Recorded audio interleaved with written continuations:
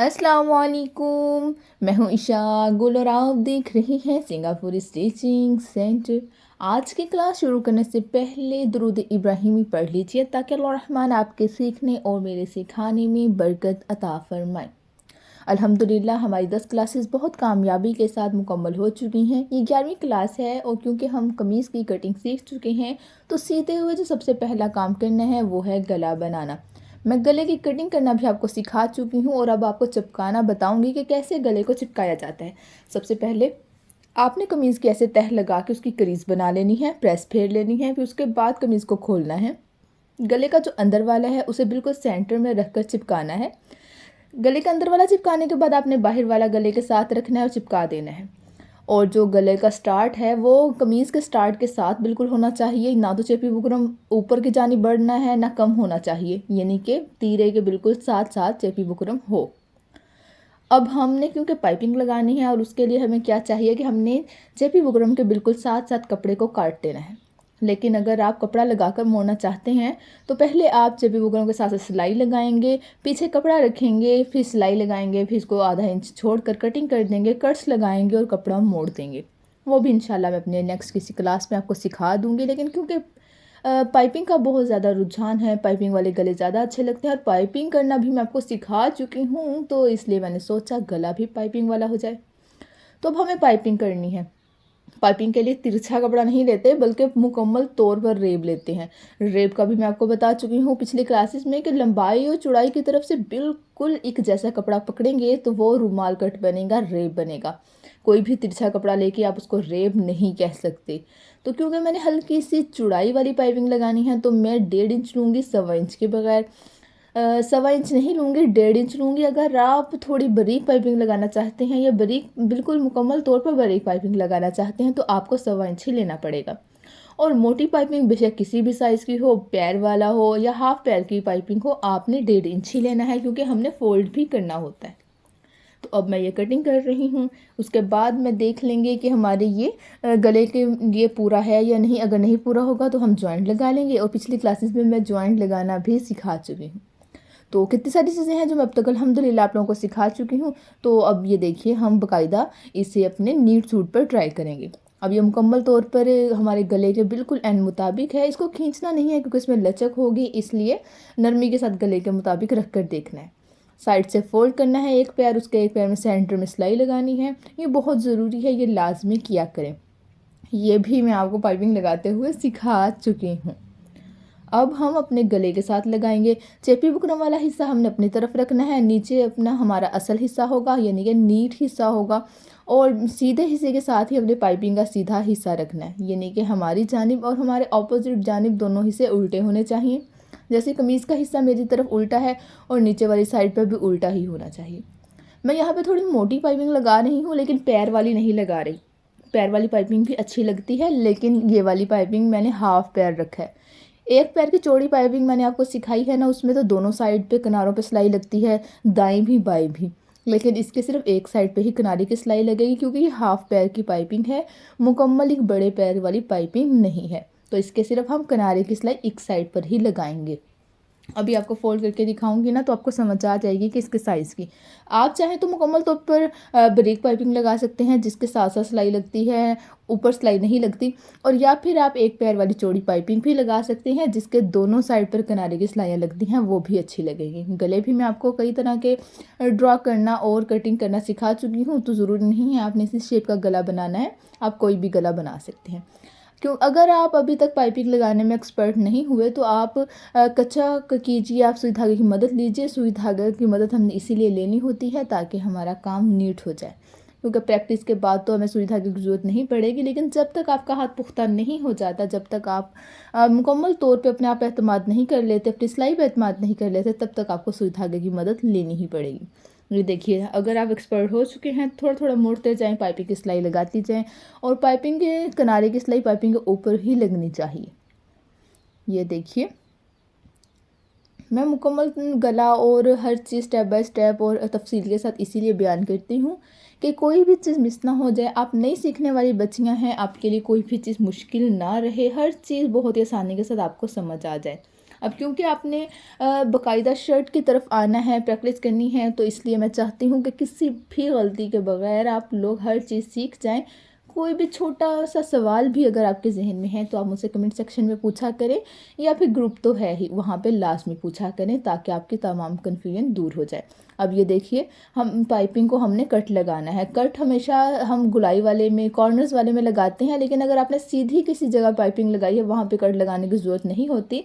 लेकिन जहाँ पे हल्का सा भी खम आया है कट लगाना ज़रूरी है। उसके अलावा जहाँ पे कॉर्नर्स होंगे वहाँ पे भी कट्स लगाने ज़रूरी हैं, क्योंकि ये गला गुलाई वाली शेप में था, तो इसलिए यहाँ पे बीच के भी कट लगाने ज़रूरी हैं। कट लग तो हमने लगा लिए, लेकिन जब हम पैर की सिलाई लगाएंगे तो हमने इस बात का ख़ास ख्याल रखना है कि जो भी पीछे हमने कट्स लगाए थे वो कपड़ा फोल्ड ना हो, बिल्कुल ठीक तरीके के साथ बिल्कुल कमीज़ के बराबर पड़ा हो और हम पैर की सिलाई लगाएं। वरना क्या होता है, जब हम पाँव की सिलाई लगाते हैं, एक पैर की सिलाई लगाते हैं, तो पीछे वाली पाइपिंग मुड़ जाती है, अपनी मर्ज़ी से कहीं पे भी सिलाई लग जाती है। हम देखिए हमारा गला तैयार हो चुका है। फ्रंट साइड का गला हमने अल्हम्दुलिल्लाह बहुत आसानी के साथ तैयार कर लिया है। अब हम बैक वाला करेंगे, तो अब हम तीरे जोड़ेंगे। सबसे पहले तो तीरे ही जुड़ेंगे ना, उसके बाद ही बैक वाला गला तैयार होगा। तो देखिए कितने कम टाइम में हमने ये गला तैयार कर लिया है। अब हम तीरे जोड़ेंगे। तीरे जोड़ने के लिए हमने क्या करना है, हमने गले के अंदर वाला रखना है, बिल्कुल सेंटर में, क्रीज के ऊपर क्रीज रखनी है, और हमने दोनों साइड में निशान लगा लेने हैं।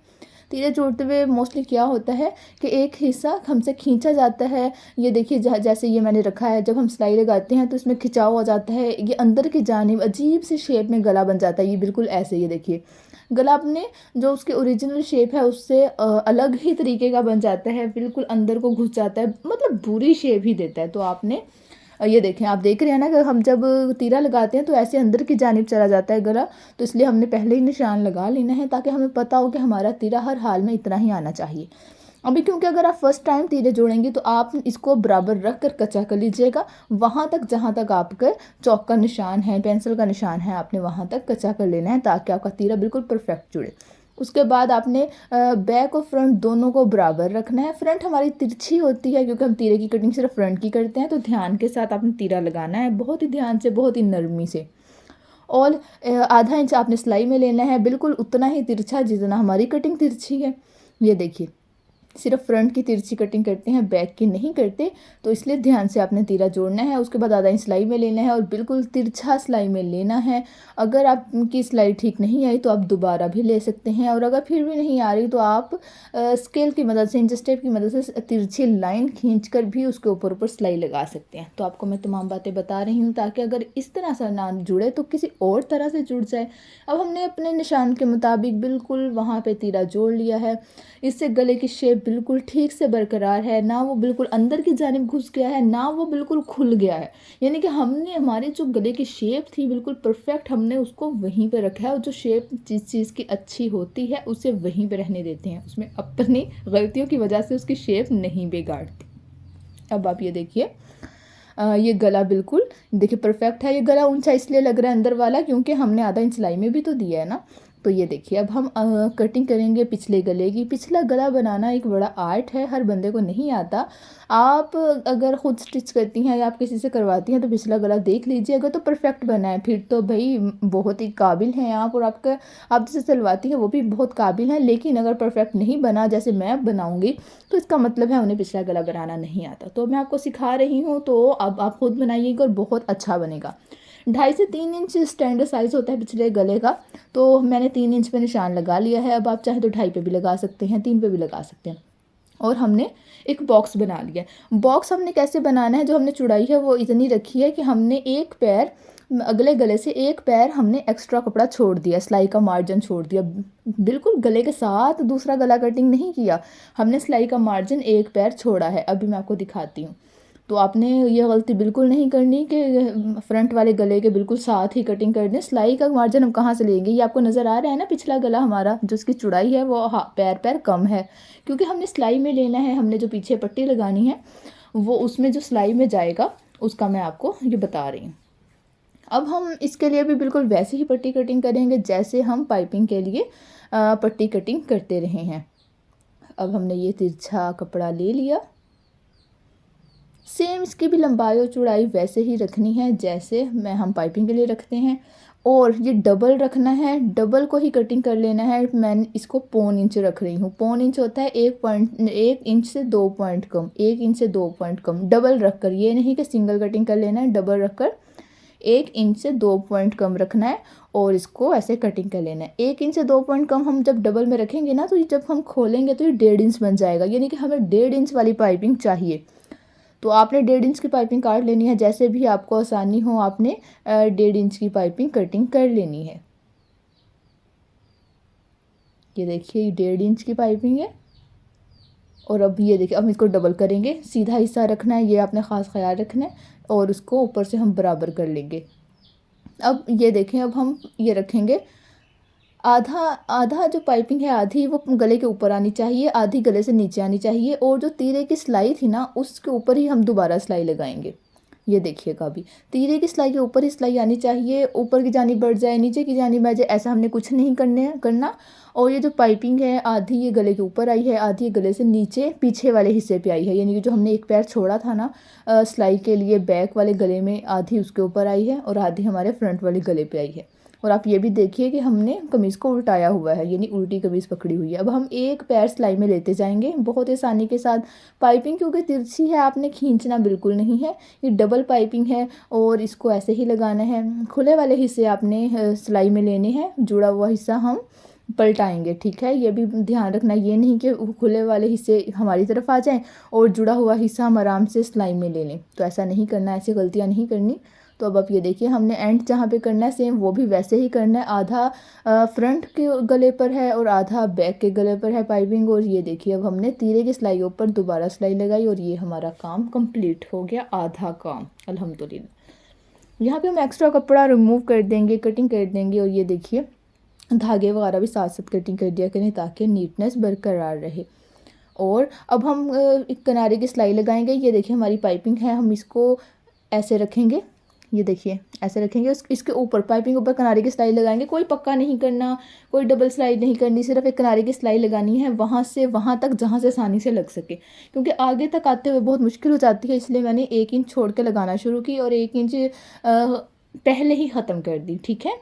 और उसमें मैंने कोई पक्का नहीं किया सिलाई को, कुछ नहीं किया। अब ये देखिए पाइपिंग पलटा ली, कितनी अच्छी लगी है ना, बिल्कुल गले के फ्रंट वाले गले के एन मुताबिक, क्योंकि एक पैर हमने एक्स्ट्रा रखा था वो सिलाई में चला गया, अब ये गले के बिल्कुल मुताबिक हो गई है। आप चाहें तो तरपाई भी कर सकते हैं, लेकिन सिलाई से बहुत मजबूती आ जाती है। अब हमने जो सिलाई लगानी है ना किनारे की, वो हमने पक्की करके लगानी है। अब ये देखिए, जो पहली मैंने किनारे की सिलाई लगाई है ना, उसका फ़ायदा ये होता है कि पाइपिंग को प्रेस किए बगैर, कच्चा किए बगैर, कुछ भी मेहनत किए बगैर पाइपिंग बहुत आसानी से पलट आती है। उस किनारे की सिलाई का ये फ़ायदा है। अब जो मैं ये वाली किनारे की सिलाई लगा रही हूँ, ये तो हमारी पाइपिंग को फिक्स करने के लिए है। आप इसकी जगह तरपाई भी कर सकते हैं, मोस्टली लोग तरपाई ही करते हैं, लेकिन जो सिलाई है इससे बहुत ज़्यादा पक्का हो जाता है पिछला गला, बहुत ही मतलब नीट और अच्छा बन जाता है। लेकिन नीट और अच्छा बनाने के लिए आपको जो जो मैंने टिप्स बताई हैं, जो जो बातें बताई हैं, वो आपने फॉलो करनी है। देखिए कोई बल नहीं है, कोई खिंचाव नहीं है, कितनी नरमी के साथ कितनी प्यारी सी पाइपिंग हमारी बैक पे भी लग चुकी है और फ्रंट पे भी लग चुकी है। तो आप मुझे बताइएगा कि आपका जो अब तक के तमाम गले हैं क्या वो इतने ही नीट हैं बैक साइड के? अगर नहीं हैं तो आपने इंशाल्लाह अब बहुत ही अच्छा सा गला बनाना है जैसे ये बना हुआ है। उम्मीद है आज की क्लास, आज की वीडियो आपके लिए बहुत हेल्पफुल रही होगी। अगर वीडियो अच्छी लगी है तो मेरे चैनल को सब्सक्राइब कर लीजिए, दोस्तों के साथ शेयर किया करें और बेल आइकन प्रेस भी लाजमी कर लिया करें ताकि मेरी हर आने वाली नई वीडियो सबसे पहले आप तक पहुंचे। तो बच्चों प्रैक्टिस स्टार्ट करें जल्दी से। मैं आपको बहुत ही अहम चीज़ सिखा चुकी हूँ, कमीज़ का हमने आगाज़ कर लिया है स्टिच करने का, तो ये आधी कमीज़ समझे आप सीख चुके हैं। तो इंशाल्लाह आने वाली नई क्लासेस में मैं आपको बाकी कमीज़ के मुतालिक भी हर चीज़ बता दूँगी। तब तक के लिए अल्लाह।